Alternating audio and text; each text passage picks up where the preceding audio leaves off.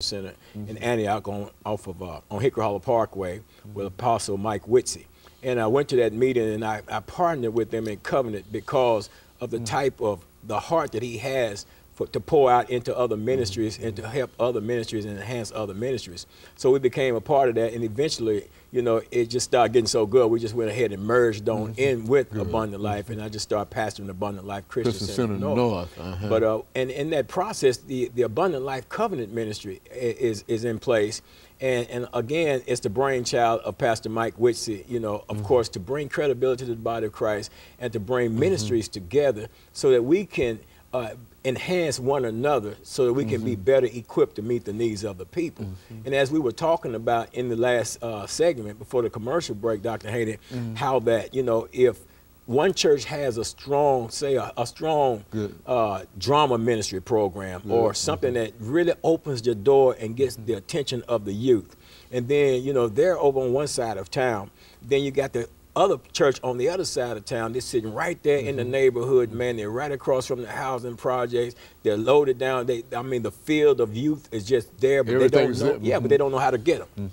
But then you got this church over here. What we're trying to do is bring all these churches together as a whole and say, okay, you've got this strong program here. Then send your team over here and to train a team over in this smaller church or even a church of a equal size or even larger, it could be, and how to do that. Just bringing the information from one place to another, and using it for the benefit of the people. Is that what we're saying? It's for the benefit of the people. See, one thing we have to learn to do, Dr. Haney, is get the focus off of ourselves. See, if I can take the focus off of me, it's easier for me to help somebody. If I can get myself past the thought process that says, man, this is my idea, this is my plan, this is my program. If I can get past that, and then I can look at the greater good, then I don't have a problem merging, or not so much as merging in terms of losing identity, because we're talking about bringing churches together. We don't care if you're a Baptist, Church of Christ, Methodist, Presbyterian. We don't care if you're Jewish. We don't care. We just want to bring you together as the body. If we're saying we're the body of Christ, then let's come together as the body of Christ and function like the body of Christ should function. You know, and not having people look at us and saying, okay, you're saying you're the body of Christ, but everybody's suffering. And Dr. Haney, it's so true that, you know, maybe I can feed somebody, maybe I can clothe somebody, but if the two of us got together, we could do it better.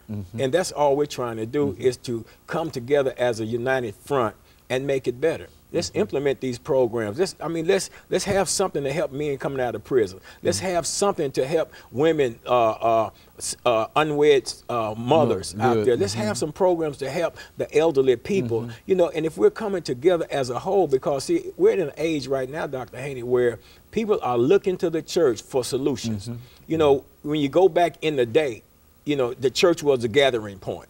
You know, all through the civil rights movement, everywhere. The church has always been the gathering point. And from the church, all the solutions came. From the church, problems were solved. We got to get back to that because we got to get to the point where the church is going to function together, irrespective of what our denomination is or what our teachings are. We have got to come together on a common point, and that is helping people that God has assign each of us individually to the help, and realizing that if we come together collectively as a body, then we can get the job done more effectively than we could over on this side of town. I mean, yeah, Dr. Hans, a lot of people sit back, yeah, man, yeah, Doc, I got this going on, and I got that, you know. Yeah, that's, you know, and it's really difficult to overcome that because I think, as you indicated, ego. And I don't know how in the world that you can take ego out of the pulpit. Well, you know, you have to. I mean, and I don't mean that in disrespectfully, I know what you're but saying. you know, I know exactly just what to be there. It's kind of like it almost means that you gotta be strange in reference to that. Just be standing up there every Sunday, right? Because people got that mindset as ministers, as pastors. Man, we got that mindset. You know that, man. You know, this is my ship. I'm at the helm of this ship. But you know, your ministry is only as strong as the people around you. You can't do it by yourself. You know, if you're the smartest one, if you're the smartest one in your ministry, if you're the smartest one in your business, if you're the smartest one in your organization, then your organization is in trouble because it takes strong people. It takes some weaker than you, some on the same level than you, and many above you in level of thinking and stuff like that and intelligence to make this thing work. And if we can overcome that ego, if we can get to the point where say, man, okay, yeah, this is your ship, but let somebody help you drive it. Or this is your ship. Drive it over here and offload some of your cargo over here in terms of the programs that you're doing. You got something that's working and you got something that's effective and it's building your church. Not so much as building the number of people in your church, but building the quality of people that's coming to your church. Then you should be willing to share that. Yeah, that's something that's worth sharing. Oh, yeah. I mean, if your true intent is to build the body of Christ, if your true intent is to build up, and see, our vision is to build up a people of purpose that live God, that demonstrate God's power by living godly lives. And we can only build up a people of purpose, Dr. Haney, is when we serve them, is we find out what their needs are, and then we develop things to meet their needs. I mean, in this recessive economy, look. Well, look, let's look at it from this perspective. I know one of the problems that you've always dealt with has been the issue of incarceration. Absolutely. How would you suggest that the churches come together to work with the young people the people that are involved in this whole process of the so-called revolving door, et cetera?